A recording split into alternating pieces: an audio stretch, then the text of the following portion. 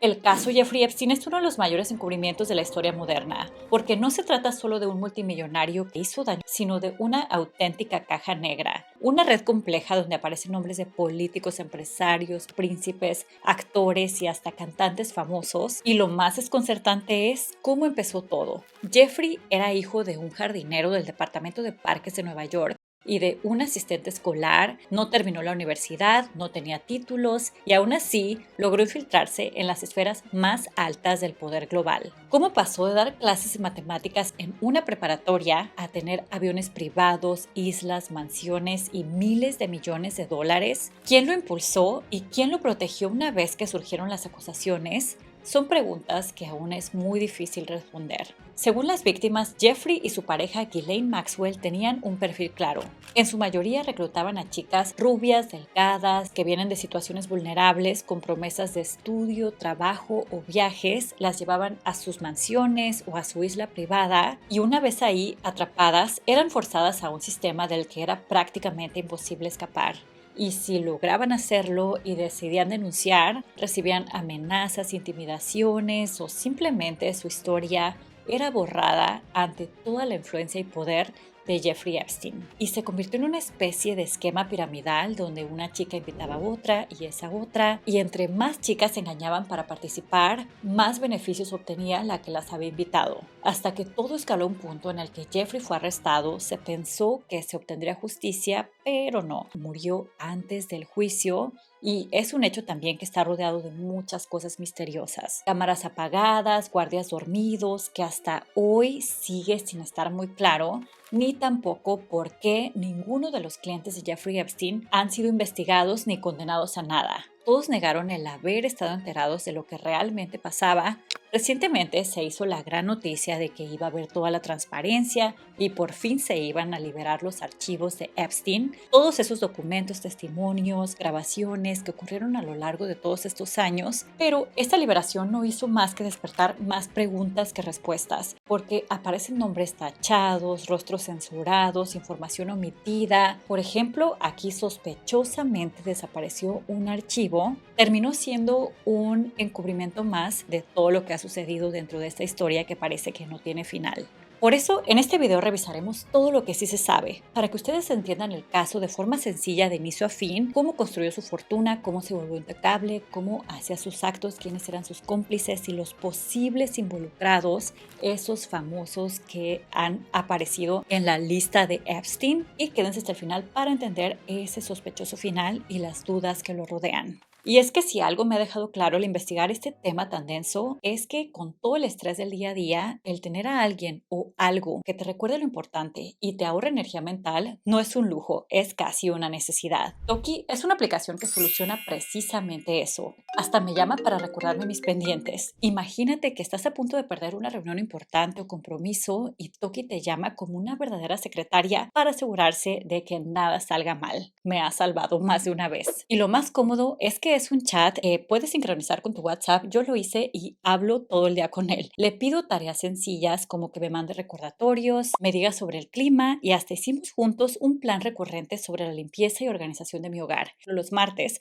es hora de limpiar el refrigerador y le puedes enviar fotos, audios en el idioma que quieras, como si hablaras con alguien que te entiende. Además, Toki junta todo en un solo lugar. Google Calendar, el del iPhone, el de Outlook, para que no se pase ningún pendiente ni del trabajo ni de la vida personal. También te ofrece cada semana un reporte de productividad personalizado para que puedas seguir tu productividad. Toki está en la cima del ranking de aplicaciones de América Latina y tiene más de 4 millones de usuarios en todo el mundo. Lo puedes descargar en el link que les he dejado abajo que te lleva a la App Store o a Google Play. Y si usas el código MAKI100 te dan el 50% de descuento en el plan premium que incluye eventos ilimitados, más recordatorios y hasta detección de conflictos de agenda.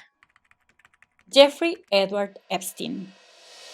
Uno de los aspectos más extraños de este caso es que no hay nada en la vida temprana de Jeffrey Epstein que indique que se convertiría en el hombre tan vil que fue. No es que si hay algo esté justificado lo que hizo para nada, pero proviene de un ambiente completamente normal. Nació dentro del seno de una familia judía el 20 de enero de 1953 en Brooklyn, Nueva York, en el área de Seagate. Según reportes de personas que conocieron a Jeffrey en su infancia, comentan que Paula Epstein, su madre, era una madre ejemplar, amorosa, que siempre daba todo por sus hijos. Jeffrey tuvo un hermano menor, Mark, y sobre su padre, George Epstein, no hay tantas referencias, pero lo que se sabe es que siempre vivió con su esposa y sus hijos. Aunque puede que a puerta cerrada haya sido otra cosa la familia, a los 5 años ya tocaba el piano y tenía talento artístico, pero su verdadero talento eran las matemáticas. Siempre asistió a escuelas públicas y en su adolescencia hasta le cobraba a sus compañeros por ayudarlos con sus tareas de cálculo avanzado. De hecho, por ser tan adelantado a su edad y a los conocimientos de sus compañeros, lo avanzaron 2 años en la escuela. Se graduó de 16 en la preparatoria en vez de 18 como el resto de sus compañeros. De chico todos comentan que a pesar de ser el más inteligente, estaba muy bien adaptado a su comunidad,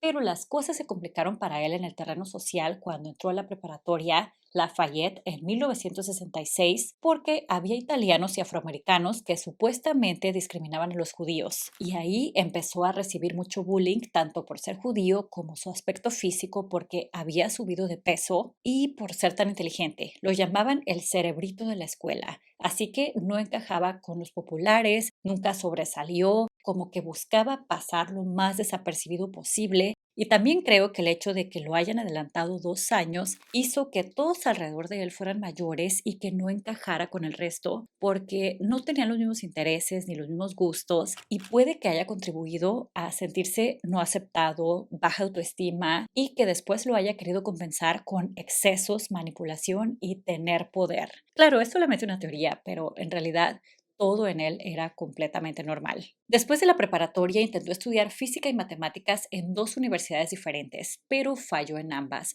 Nunca obtuvo ningún título académico formal y tampoco está claro como por qué no pudo terminar la carrera si era tan inteligente. Algunas teorías indican que perdió el interés y que no tenía la disciplina necesaria y otras apuntan a que como ya se relacionaba con hijos de familias ricas, ayudándoles con matemáticas, eso hizo que se despertara en él una ambición enorme de mejor enfocarse en hacerse multimillonario en vez de pasar años en las aulas intentando obtener un título. Y otros dicen que por su personalidad narcisista, a él no le gustaba estar en una jerarquía donde otros tenían autoridad sobre él, sino que él quería mandar y tener el control.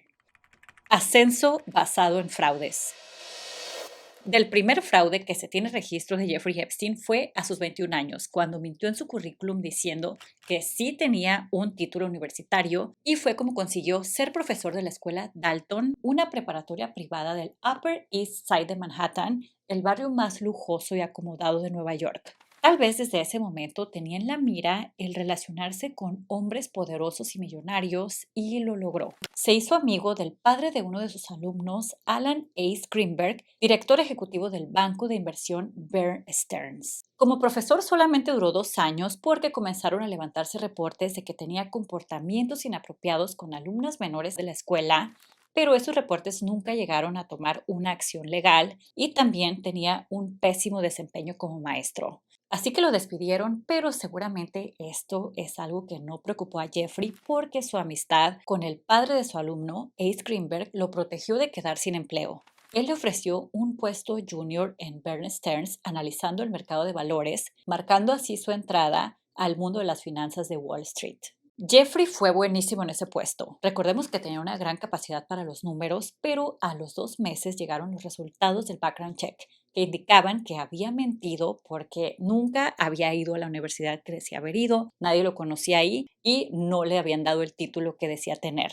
Su jefe era el ejecutivo Michael Tenenbaum y en el documental Asquerosamente Rico de Netflix cuenta que lo consultó con el que lo había contratado, Ace Greenberg, quien le dijo que lo corriera. Pero Michael cuenta que no tuvo el corazón para hacerlo porque no quería truncar la carrera tan prometedora de este joven y también porque lo manipuló. Admitió completamente su culpa, que tenía miedo, que se hizo la víctima y pues siguió trabajando ahí. Pero Michael también dice que se arrepiente profundamente porque tal vez si él lo hubiera corrido, nunca hubiera podido llegar y hacerle daño a tantas chicas. Lo llamó el mayor error de su carrera profesional.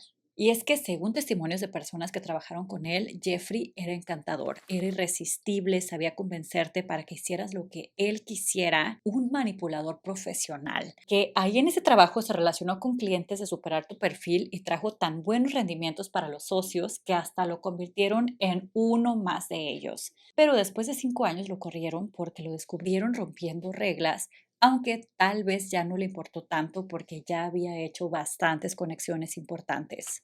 Para este punto, 28 años, ya tenía la primera novia que se tiene registro, Eva Andersson de 20, una modelo sueca que había sido Miss Suecia en 1980. Estuvieron juntos por 9 años y Eva nunca lo ha acusado de nada indebido. De hecho, se mantuvieron como amigos cercanos mucho después de haber terminado su relación. Sus hijos lo llamaban el tío Jeff y ella hasta lo llegó a defender de muchas acusaciones, pero surgió mucha controversia cuando salieron reportes de que Jeffrey había dicho sobre la hija de Eva, Selena Dubin, dijo que si él se casaría con alguien sería con esa chica, a quien conocía desde bebé.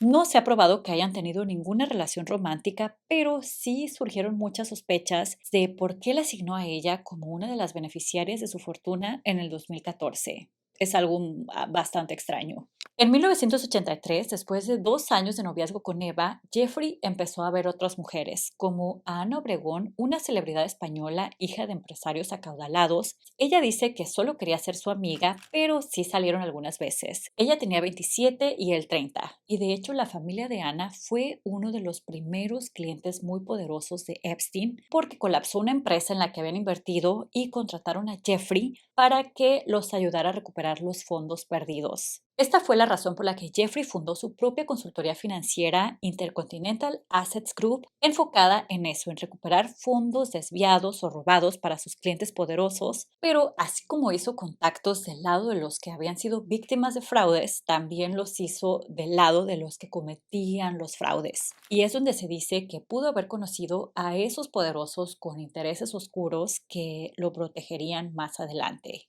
De hecho, lo contrataron en su siguiente trabajo precisamente para realizar un fraude. En Towers Financial Corporation, el ejecutivo Stephen Hoffenger cuenta en el documental de Netflix que le llamó un CEO poderoso europeo y le dijo que lo entrevistara para ese puesto porque era una persona sin escrúpulos ni moral que podía realizar ese tipo de fraudes, porque lo que estaban haciendo era un esquema Ponzi donde unos invierten y luego con los nuevos inversionistas se pagan a los anteriores y así es una cadenita sin ningún fundamento, donde tarde o temprano se cae todo. Y una vez que se cayó para esta empresa, Towers Financial Corporation, y llegaron las investigaciones, Hoffenger tuvo que echarse toda la culpa. Dice que no involucró a Epstein porque lo había amenazado de tener contactos en el gobierno y de que no le iban a creer, pero honestamente creo que hay muchas cosas que este hombre no dice, porque no dice quién lo llamó para contratarlo, ni creo que sea tan convincente eso de que lo amenazó Epstein. Parecería ser que ya desde ahí venía protegido por otros intereses y Hoffenger fue solito a la cárcel por 20 años. Después de haber salido limpio de este fraude, en el 88 Jeffrey fundó una nueva compañía, J. Epstein Company, una consultoría dedicada a administrarle la fortuna a los más ricos del mundo, personas con más de $1,000 millones. Y para este punto, al igual que sus clientes, ya Epstein era multimillonario, que se especula que esa fortuna provenía de las altas comisiones que cobraba para realizar negocios no tan limpios como evasión fiscal o lavado de capitales, que aunque no hay pruebas, porque como saben hay mucho secretismo en este caso, ni siquiera se sabe quiénes eran esos clientes importantes. Solamente se sabe que era gente con mucho dinero, pero sí parecería lo más lógico por el nivel de inmunidad que tuvo más adelante. Por lo que a sus 36 años ya Jeffrey prácticamente se había acostumbrado a mentir sin ninguna consecuencia, a realizar fraudes, comportamientos inmorales, inapropiados, y no pasaba nada, porque ya no era un simple asesor financiero, sino era el hombre al que los ultrarricos recorrían cuando querían mover grandes cantidades de dinero sin dejar huella. En ese mismo periodo fue cuando terminó con su primera novia, Eva Anderson, y comenzó una nueva relación con otra modelo, Stacy Williams, quien tenía 22 años. Asciende al verdadero poder. El único cliente conocido de Epstein fue Leslie Wexner, el magnate presidente de la empresa L Brands, que en ese entonces tenía marcas como Bath Body Works, Express, Abercrombie Fitch, entre otras, pero sobre todo la más famosa Victoria's Secret. Para inicios de los 90 ya Jeffrey era la persona de confianza de Les Wexner, que tenía poder para realizar cualquier movimiento financiero que fuera necesario. Y esta amistad tan cercana también es uno de los grandes misterios de esta historia porque no se entiende por qué eran tan confidentes.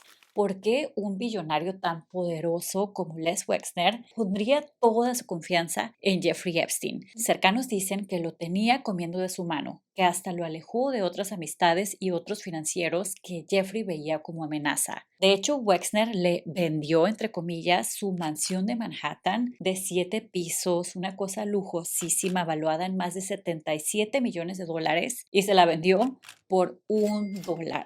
También le vendió un avión privado y hablaba Wexner súper bien de Epstein en cada oportunidad, que algunos hasta empezaron a sospechar que tenían una relación homosexual, pero creo más que nada que Jeffrey operaba algunas transacciones que tenía Wexner que no podían salir a la luz y por eso tan confidentes y camaradas. Él tiene una muy mala reputación porque en Victoria's Secret lo acusaron de misógino, de explotar a las modelos y todo eso, aunque nunca se le ha comprobado ningún delito. Creo que ni siquiera se le ha investigado por nada. Más adelante, cuando explotó el escándalo del caso Epstein, Wexner se alejó de él y lo acusó de haberlo estafado, de haberle robado millones y millones de dólares, pero hay algo muy sospechoso aquí porque Wexner jamás denunció a Epstein. Nunca hubo ninguna consecuencia de investigación o algo para que Epstein devolviera ese dinero, lo que me hace pensar que era completamente intocable. Ni un poderoso como Les Wexner lo podía tocar, tal vez porque había otros poderosos que lo protegían, tal vez porque sabía demasiado y había hecho negocios sucios, pero mientras duró su amistad en los 90, Jeffrey utilizó esto de ser el mejor amigo del dueño de Victoria's Secret para reclutar modelos y hacerles un casting supuestamente para ver si iban a trabajar o no para la marca y pues todo era una trampa para hacerles daño. Una de las modelos que habló de esto es Alicia Arden, que en el 97 lo reportó con la policía de Los Ángeles por este casting que no fue casting, ya saben, y no pasó absolutamente nada. La policía no hizo nada y Leslie y Jeffrey siguieron siendo amigos como siempre. Y esta amistad fue lo que llevó a Epstein al siguiente nivel, porque le abrió las puertas a la alta sociedad, entre comillas, ya no solamente entre empresarios y personas de negocios, sino que pasó a ser visto entre celebridades, a asistir a cenas, reuniones y eventos privados de la élite pública estadounidense. Pero de hecho, la novia que tenía en ese momento, Stacey Williams, acompañaba algunas veces a Epstein a este tipo de eventos y en el 2024 ella rompió el silencio y contó que en 1993 acompañó a Epstein a la Torre Trump y él se había comportado de una forma inapropiada, ya saben, con ella, mientras que Epstein veía sonriendo. Hasta conservó esta nota que le dio el propio Trump como una prueba de sus acusaciones, pero por supuesto que los voceros negaron y dijeron que todo eso era falso. Esta fue la razón por la que Stacy terminó con Jeffrey, pero también ya estaba cansada de las constantes infidelidades porque cuenta que Jeffrey siempre quiso que tuvieran una relación abierta donde él podía salir con otras mujeres, cosa que la hacía sentir insegura. Y es que sí, de hecho ella ni siquiera era la novia oficial, sino otra, Ghislaine Maxwell, una mujer de la socialite británica recién llegada a los Estados Unidos de 32 años de edad, mientras que Jeffrey ya tenía 40. Desde que Ghislaine llegó a la vida de Jeffrey se volvieron inseparables, pero él seguía viendo a otras mujeres a escondidas de Ghislaine. Se reportó que le fue infiel con Selina Mildefart, una joven de 20 años que también pertenecía a la socialite europea. Y de hecho, en documentos que se filtraron recientemente, Jeffrey se refiere a Selina como mi novia de 20 años en el 93, a la que después de 2 años se la di a Donald. Y sí hay registros de que después de estar con Jeffrey, Selina fue novia de Donald o estuvo con él, pero ella nunca ha acusado a ninguno de estos dos hombres de nada inapropiado. Para este punto, en sus 40, a inicios de los 90, ya Jeffrey había logrado todo lo que cualquier hombre puede soñar. Súper respetado en los negocios, multimillonario, con prestigio, con muchas propiedades, porque además del departamento de Nueva York que le cedió Les Wexner, también tenía una mansión en Palm Beach, Florida, un rancho de 3.500 hectáreas en Nuevo México, un elegante apartamento en París y una isla privada de 28 hectáreas, ubicada en el Mar Caribe dentro del territorio de las Islas Vírgenes Vírgenes de los Estados Unidos, muy cerca de Puerto Rico, a unas 6 horas en avión de Florida, y de hecho también ya tenía su avión privado, al que después le apodó la prensa el Lolita Express, porque ahí se cometieron muchas cosas inapropiadas. Era un Boeing 727. Entonces, después de haber llegado a la cima y haberlo logrado todo, fue cuando se sintió tan poderoso e intocable que comenzó lo que nunca debió haber sucedido: un sistema oscuro.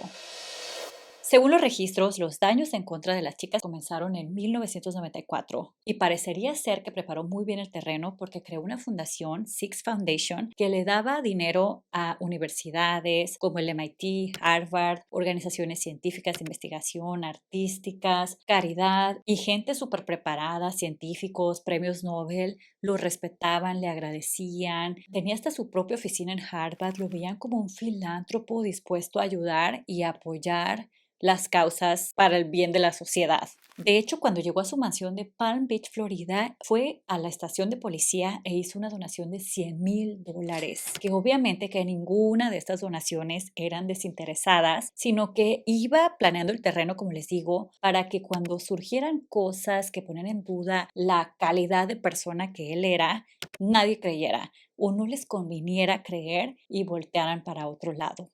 Y otra cosa que también preparó fue poner cámaras en todas sus propiedades para garantizar que todo quedara registrado. Puede ser que él tenía este interés en chicas y sabía que personas en su entorno también lo tenían, entonces lo planeó como un trato de cortesía, trampa de miel le llaman, donde venían a su casa, a sus propiedades, a sus fiestas, recibían estos tratos especiales por estas chicas y a cambio él recibía más poder y protección. La teoría más aceptada es que esas grabaciones eran su seguro, de que si él se hundía, se hundían todos con él. Así que junto con su novia Ghislaine comenzaron a contratar, entre comillas, a chicas vulnerables con la idea de que nada más iban a realizar masajes. Chicas provenientes de familias rotas y de bajos recursos de la zona de West Palm Beach, porque la distribución socioeconómica de esta zona de Florida fueron las condiciones ideales, entre comillas, para que se facilitara lo que él hacía, porque Palm Beach es una zona súper exclusiva, de puros ricos, clubes, mansiones, y el que en las escuelas secundarias de West Palm Beach, la zona continental, se empezara a correr la voz para muchas chicas que desconocían las verdaderas intenciones y los peligros a los que se podían enfrentar, les parecía una oportunidad que no podían desaprovechar. Fue el caso de Michelle Licata, una de las víctimas que ha hablado de su experiencia. Dice que se acercaba la Navidad y que una compañera le habló de esta oportunidad, entre comillas, y que ella quería tener dinero para los regalos y pues fue y se encontró, ya saben, con algo muy diferente, pero ella se asustó tanto de lo que había pasado que nunca más regresó. Pero fue algo que la marcó de por vida. Ya nunca pudo ser esa chica normal y feliz que había sido antes. Pero hubo otras chicas que sí regresaron porque venían de entornos mucho más complejos que Michelle. Michelle solamente quería un poco de dinero para los regalos, pero había otras jóvenes que venían de familias rotas o haber tenido experiencias similares en el pasado que lo vieron familiar y además necesitaban el dinero para sobrevivir. Jeffrey les ofreció $200 por cada amiga extra que invitaran. Y hay chicas, por ejemplo, Courtney Wild, que dice que en los 3 o 4 años que ella estuvo regresando, reclutó al menos 40 a 60 más jóvenes. Y así como ella, muchas, porque según las autoridades, en este periodo de los 90 y los 2000, la cifra asciende alrededor de 500. Y en este esquema piramidal había líderes. Se ha señalado a Sarah Kellen de ser la que agendaba las citas, las recibía, las guiaba a la habitación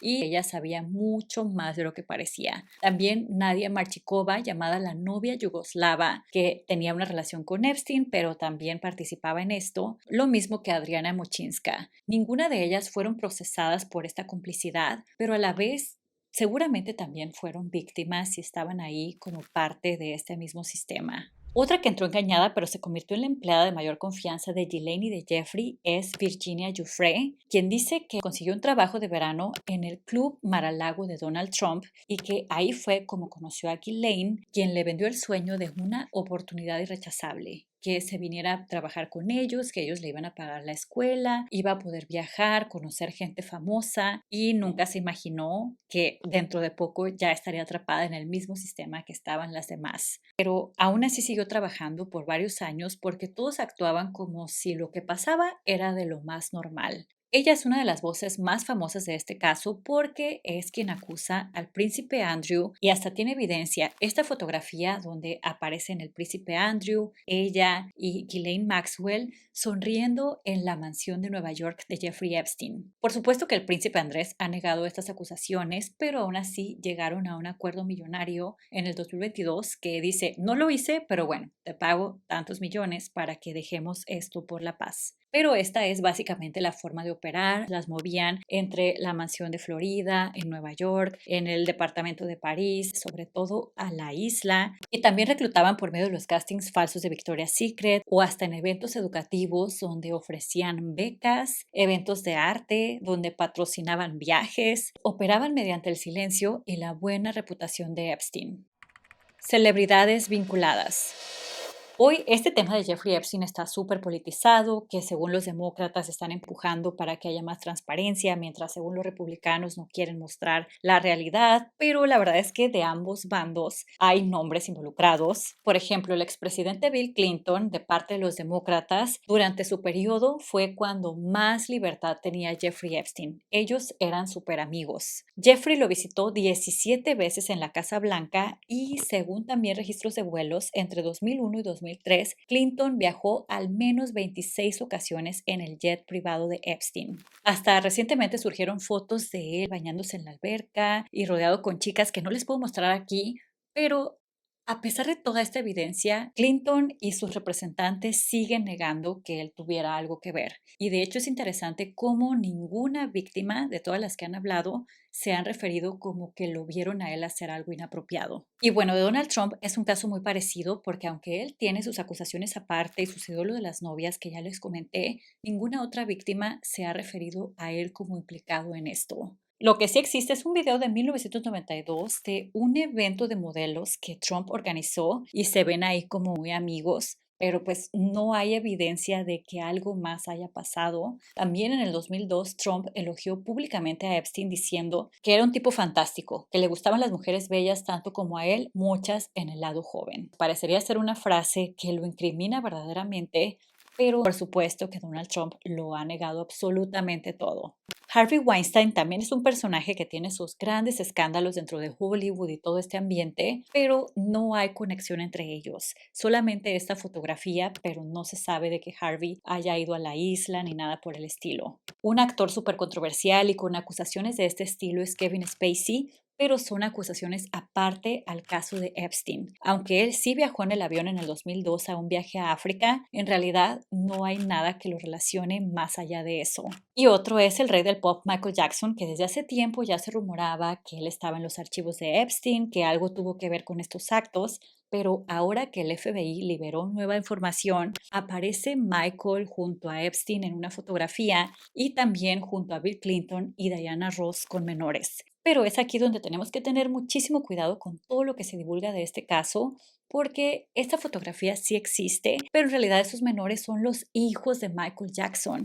Y parecería que los divulgaron como una forma de incriminar a Michael en algo que al menos por esta fotografía no significa nada. Y aunque Michael también tiene sus acusaciones aparte, en este caso parecería ser, desde mi opinión, que están usando al cantante más famoso, pero que ya tiene muchos años muerto, para distraernos de los que sí están vivos y de esos no cuestionemos nada. Que de esos son los que realmente necesitamos respuestas y son los que menos están hablando. Aunque uno de los mejores amigos de Michael Jackson, el comediante Chris Tucker, sí viajó en el avión de Epstein, se tomó fotos tanto con víctimas como con la propia Ghislaine Maxwell y me parece súper desagradable su actitud cuando es cuestionado sobre esto. Lo niega, pero burlándose, sin la seriedad que un caso como este merece.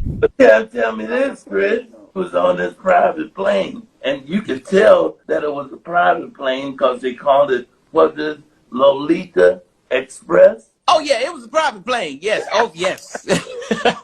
But wait a minute, you didn't never go to that island, did you? No. I don't know where that thing got. Eso me hace pensar que sabe mucho más de lo que está admitiendo. Otros nombres de alto perfil que viajaron en el avión es, por ejemplo, Naomi Campbell, Mick Jagger, el ilusionista David Copperfield. Hasta el propio abogado de Epstein aparece, Alan Dershowitz, y además sí tiene una acusación directa de Virginia Giuffre, que obviamente él ha negado rotundamente, pero como ven tiene demasiadas razones tanto para defender a su cliente como a sí mismo. Otros nombres de altísimo perfil que también aparecen mencionados en estos archivos, pero no con acusaciones que se sepa, son por ejemplo Elon Musk, Leonardo DiCaprio, el ex primer ministro israelí Ehud Barak, el hermano de Harvey Weinstein, Bob Weinstein, el actor Dustin Hoffman y hasta el legendario científico Stephen Hawking, quien se dice que fue engañado para ir a la isla y agregarle más alto perfil a Jeffrey Epstein. Consecuencias, pero mínimas. Durante años las cosas marcharon como Jeffrey y Ghislaine lo esperaban, pero en marzo del 2005 una madre muy valiente se presentó en la oficina de policía de Palm Beach, Florida, para reportar lo que le había pasado a su hija con Epstein. Fue cuando se comenzó una investigación local y, según el jefe de policía en ese momento, Michael Reiter, reunió 34 testimonios, 17 testigos, algunas pruebas y consideró que esto iba a ser un caso sencillo, que Jeffrey pasaría el resto de su vida en la cárcel, pero no se esperaba lo que se estaba enfrentando. Fueron a hacerle un cateo a su casa en octubre del 2005 y ya todo estaba limpio. Alguien le había avisado a Epstein que se preparara y no había ninguna evidencia. Pero Michael no se dio por vencido, él siguió adelante con el caso, hasta pidió ayuda a las autoridades estatales, quienes sorprendentemente desecharon prácticamente todo. Solo escucharon a 2 víctimas y de eso nada más lo tomaron como si Epstein había solicitado los servicios, mas nunca se había consumado nada. Y el fiscal Alexander Acosta le dio un acuerdo muy favorable a Epstein, que lo protegería a él de cualquier cosa grave, también a sus cómplices, que habría mucho secretismo y solamente tendría que ir a la cárcel por unos meses. Fue sentenciado a 18 meses de prisión, pero eso era casi como ir de vacaciones porque tenía permiso de salir 12 horas al día de la cárcel. ¿Qué preso le dan permiso de salir diario a trabajar, entre comillas? Solamente regresaba a dormir, pero también tenía chofer privado, todas las comodidades en la celda. Se dice que ni siquiera estaba cerrada con candado y hasta podía recibir visitas. De esos 18 meses solamente cumplió 13 y el resto lo hizo en arresto domiciliario, pero igual se le permitía viajar por todas sus propiedades. Fue algo completamente insultante para las víctimas, una burla, porque ¿qué clase de sentencia es esta? ¿En qué momento pagó Epstein algún tipo de consecuencia por lo que había hecho? Se especula, por supuesto, que los poderes que lo estaban protegiendo hicieron que las cosas sucedieran de esta manera.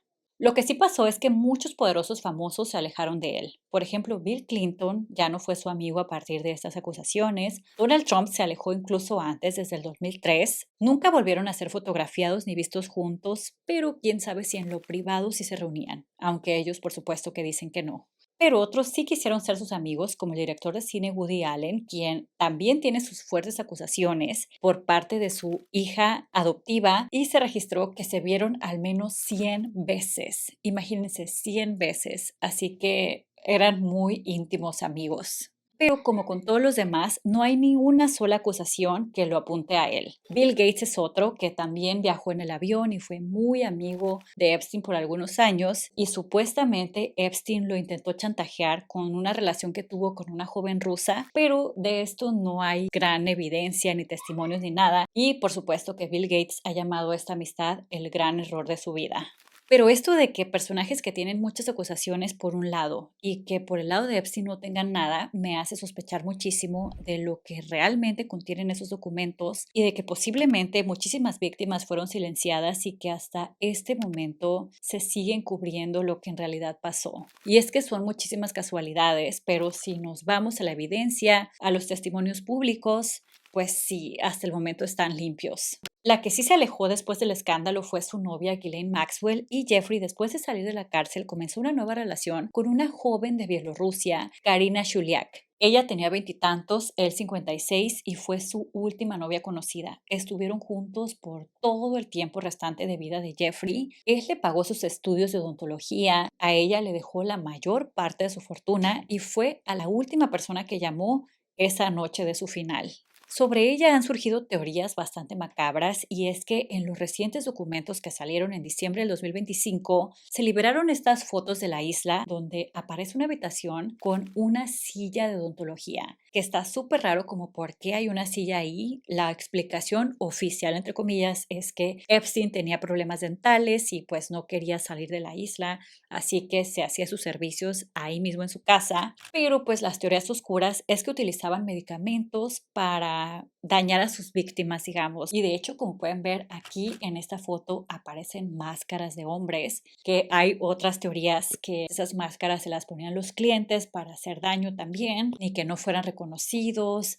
O sea que si fuera verdad estas teorías, la cosa se puso mucho peor después de que él salió de la cárcel, porque actuó de forma más cautelosa y mucho menos pública, porque algo muy interesante es que de lo que más se conoce es de lo que sucedió entre los 90 y los 2000. Casi no está documentado lo que hizo Jeffrey después de la cárcel. Se supo que siguió haciendo esto en su isla, pero ya no hay tantos testimonios, tantas evidencias, tantas pruebas. Y es lo que me hace pensar que esta chica Karina sabe demasiado y nadie la ha cuestionado. No ha sido citada a declarar nada, su abogado ha dicho que ella no sabe nada y que ya no pregunten y así se queda. Es impresionante cómo todas las personas alrededor de Epstein están súper protegidas. También siguiendo con las teorías oscuras, supuestamente hacían brujerías o rituales porque se encontró este pizarrón con palabras así como poder, engaño, verdad y máscaras como esotéricas, murales con pinturas mitológicas, calaveras y ese tipo de cosas.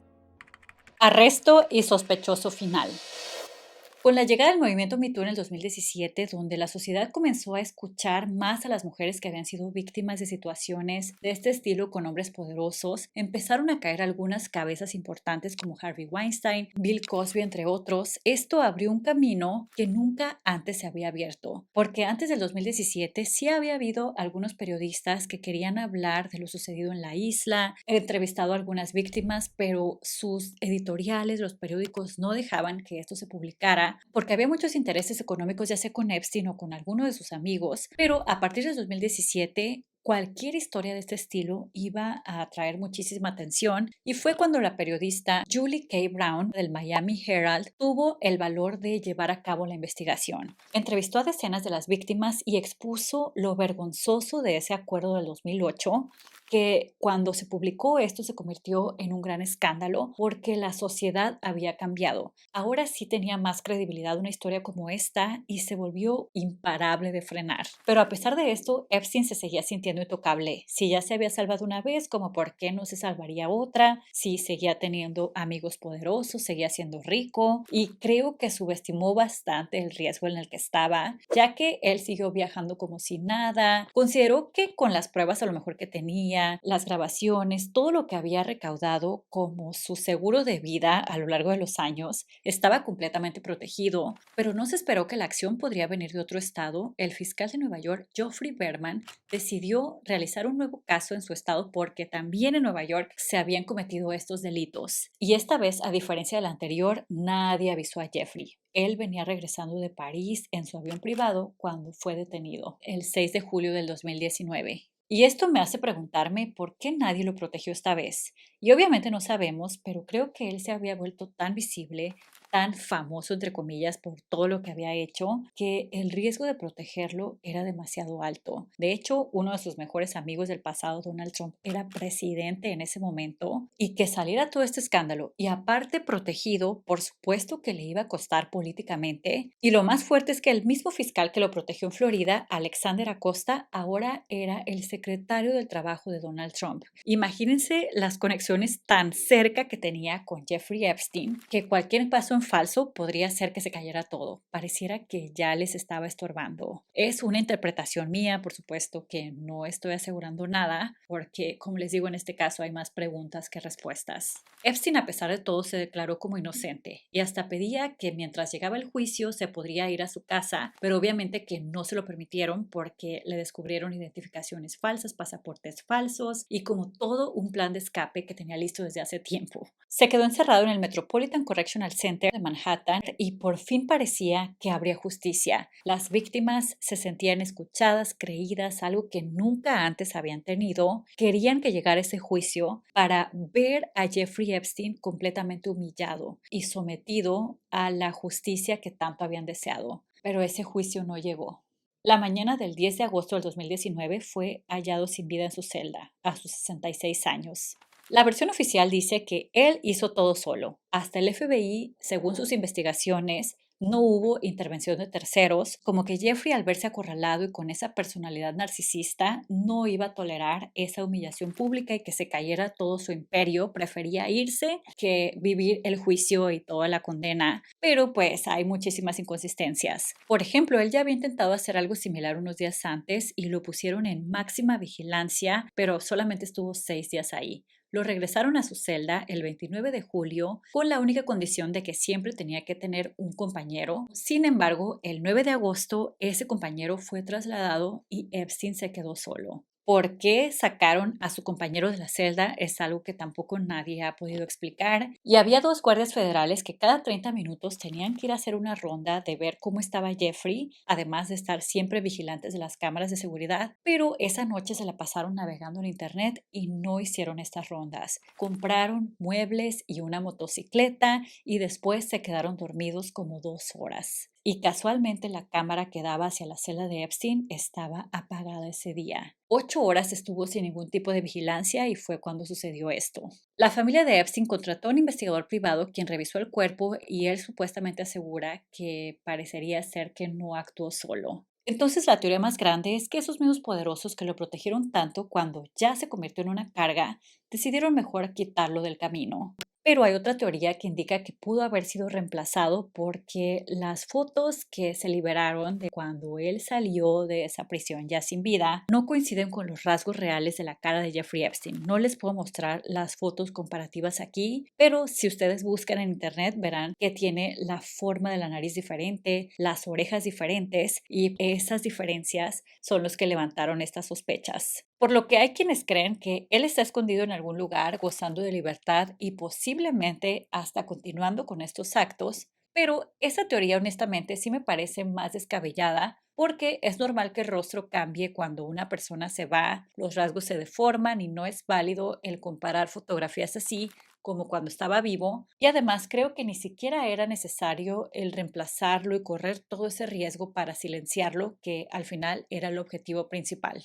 La única persona de esta historia quien sí tuvo un juicio y fue declarada culpable es su novia Ghislaine Maxwell, que ella es una pieza clave. Creo que sin ella no hubiera sido posible nada de esto y es lo que abordaremos en la parte 2 de este video. ¿Quién es realmente Ghislaine Maxwell? ¿Cómo llegó a ser la mayor cómplice de Jeffrey Epstein? Los detalles de su relación amorosa y su rol en el encubrimiento más grande de la historia moderna. No se lo pueden perder, que también está súper sospechoso. Nos vemos allá, les dejo el link aquí abajo. Muchas gracias a Toki por haber hecho posible este video, también gracias a los miembros. Los invito a ser miembros si les gustaría apoyar al canal de esa forma, pero cualquier forma que ustedes puedan o quieran apoyar a este canal cuenta y cuenta muchísimo. Cuéntenme en los comentarios qué sabían y qué no de esta historia, qué es lo que les parece más sospechoso, pero cuidando el lenguaje para que YouTube no nos regañe. Muchas gracias por ver y los espero en la parte 2. Adiós.